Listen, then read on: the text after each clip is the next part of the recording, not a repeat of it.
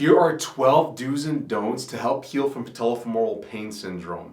Number 9 and number 11 are especially concerning, so make sure to watch the whole video to catch those. Number 1 is don't strengthen your quad muscles. Let me tell you more about this.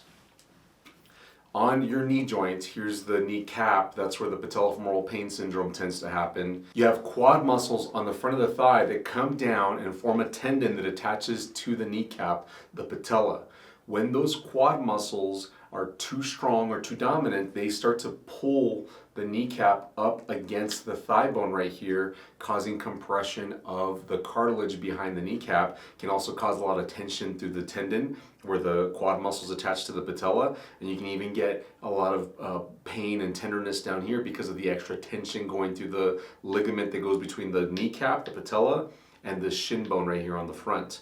Any one of these spots right here along the front of the knee can become a source of pain if your quads are too strong or too dominant. So what should you do instead? Well, that leads me to number 2 is do strengthen your glutes. The glutes are up on the back side of the hip joint. And when you get those glute muscles stronger, they allow the quad muscles on the front of the thigh that attach to the kneecap to not act as much, to not be used as much, which results in them not being as dominant or as strong, and that takes compression off that knee joint right there, off the back of the kneecap and off the tendon that comes from the quads to the patella, and the ligament that goes from the patella to the front of the knee right here on the shin bone. Doing glute exercises helps you resolve the problem at the root of it. It helps to resolve patellofemoral pain syndrome for the long term.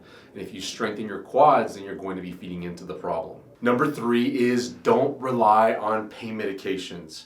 Now, taking pain medications, especially non-steroidal anti-inflammatory drugs, there's an acronym for that called NSAIDs. That family of medications can have some serious side effects if you're taking them on a consistent basis for weeks on end. And I mean medications like ibuprofen and naproxen. These 2 medications are known to cause stomach ulcers and other problems like with the kidneys if you're taking them too consistently. Now, pain medication might be necessary for you if you just have to get through a time or a day in your life where you have to be on your feet, where you have to do things that you know are going to make your knee hurt, or if you just want to get some sleep because you haven't slept well because of your knee pain from patellofemoral pain syndrome, then pain medication might be okay as long as you know you don't get instant side effects like some people do. Then you might take them for a day or 2 or 3. But if you're taking them on a consistent basis, prophylactically, like in other words, you're trying to stay ahead of the pain and you're taking the medication before you even start hurting, and you're doing this every day, that's when you might run into problems. When you're taking ibuprofen or naproxen or any other drug in the NSAID family for more than 6 to 8 weeks, the chances of you getting a stomach ulcer skyrockets. People go to the hospital for these because it causes internal bleeding. And people even die from this. Hundreds of thousands of people are affected by this problem every year in the United States. So be careful when using pain medications to help the pain from patellofemoral pain syndrome. Number 4 is do tailgate swings. This is an exercise that you should do instead of using pain medications, because when you're doing this exercise, it's simply sitting on the edge of a table or a chair, somewhere where you feel comfortable, where you can dangle your legs and move them back and forth nice and easy without any resistance. You can move them together, or you can alternate, moving one back and forth and the other back and forth.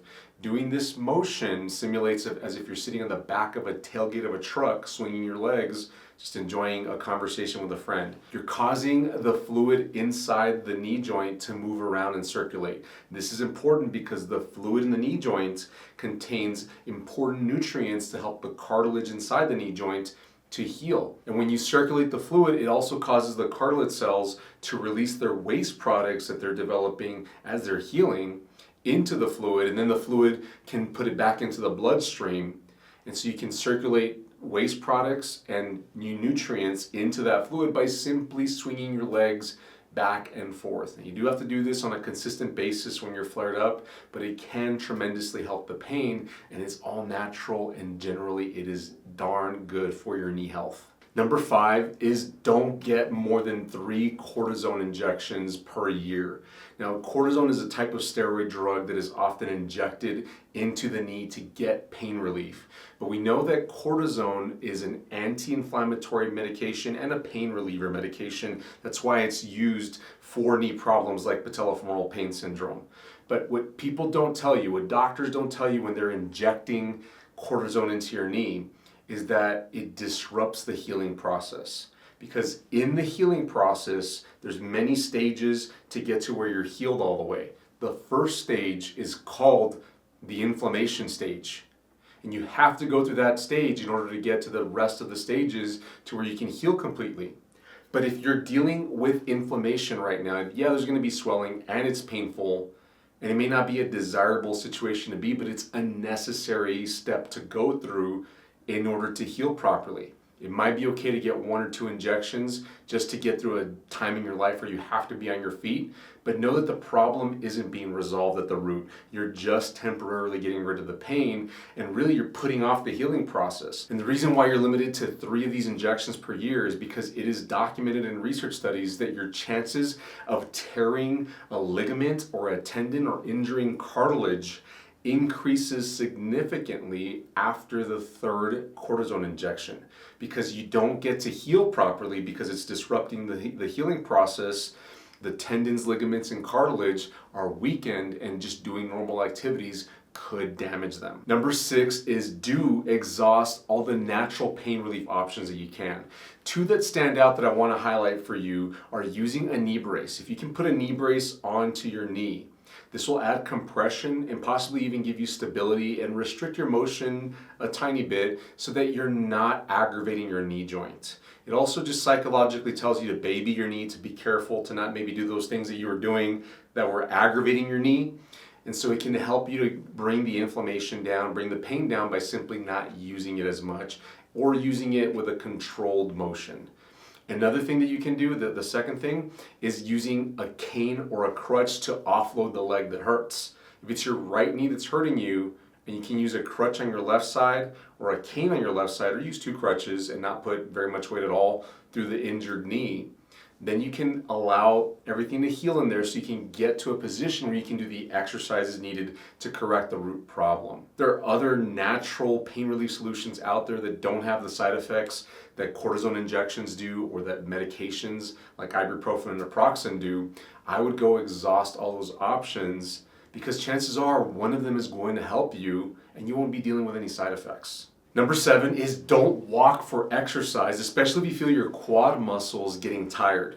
The problem with this is that the root muscle imbalance is caused by the quad muscles being too dominant or too strong.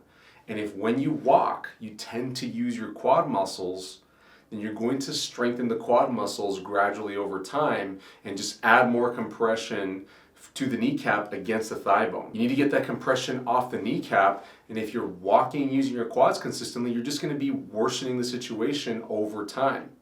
Now, healthcare professionals don't fully understand this, so they might put you on a treadmill in their clinic, or they might tell you to start a walking program where you go walk for so long or for so far. But if you're having more knee pain as a result of this, you need to stop. This is not a good thing for you. Number 8 is do walk if you know you can use your glutes properly while you're walking. Using your glutes when walking means that each time you're taking a step with a foot, the glute on that leg should contract. And you should be alternating glute contractions each step you take. And you shouldn't be dominating the motion with your thigh muscles.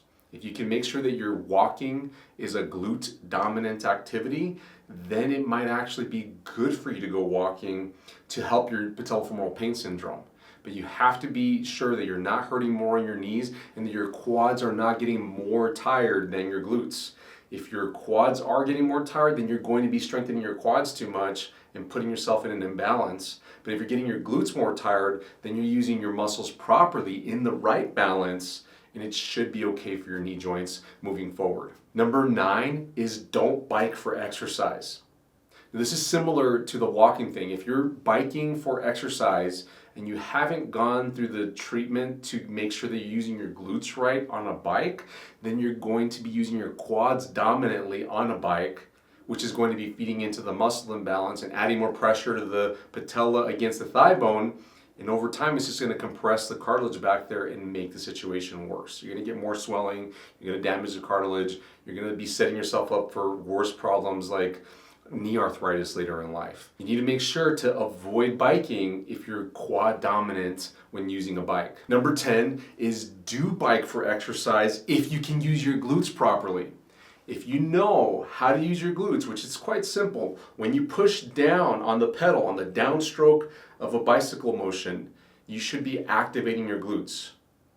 And you should be alternating, because one side's going to go down, glutes are active on that side, then as you cycle through the other side, your other foot goes down, then your glute on the other side should contract. And if you're cycling like this, contracting your glutes each time you press down on the pedal, then you should theoretically be able to use your glutes dominantly on the bike and avoid using your thigh muscles. But as you're cycling through the exercise, as you're on the bike for a time, you should feel like your glutes are getting fatigued, they're getting tired more than your quads. If you can do that, if you can get your glutes more tired than your quads, then cycling could actually be a positive thing for your knees. But if you find that your quads are still getting more tired, you need to hold back and make sure that you do this right so that you're keeping your knees safe for the long term. Number 11 is don't rush into surgery. Many people try a few things to help their knee pain naturally, and if it doesn't work, they go into surgery because a doctor might recommend it to them. They might say, well, there might be something wrong with your patellar tracking, and we can slice it on this side and move your kneecap over, or there might be some damage to the cartilage that we need to smooth out, and that can also help with the pain there.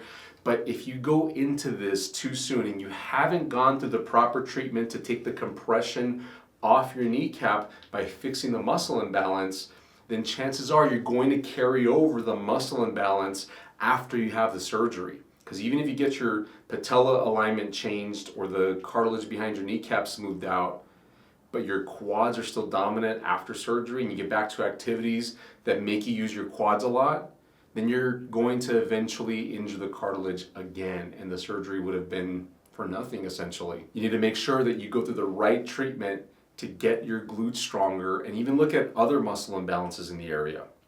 Number 12 is you need to fix the root problem. You need to fix the root muscle imbalances of patellofemoral pain syndrome in order to effectively take the pressure off so that you can go do the normal activities that you love to do, even higher level activities like running, jumping, weightlifting, playing competitive sports.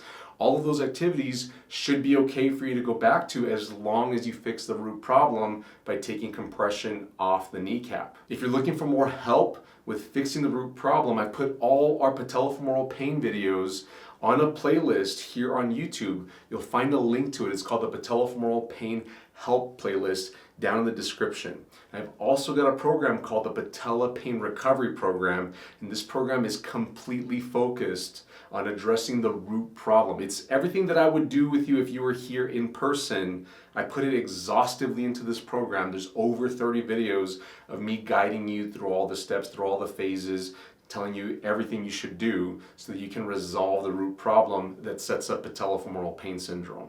You'll find a link to learn more about that also down in the description. Hey, if this video was helpful for you, please give us a thumbs up. Please ask any questions, drop any comments you can down below. Please share this with somebody you think needs to see this. There's got to be somebody that benefits from hearing this. Please share this with them so that they can get the best information possible to make the right decision about their knee health. And if you haven't already, please subscribe to our channel and turn on your notification bell so that you don't miss out on any of the helpful videos that we post each and every week. Thanks so much for watching, friends. I'll see you in the next video. Bye-bye.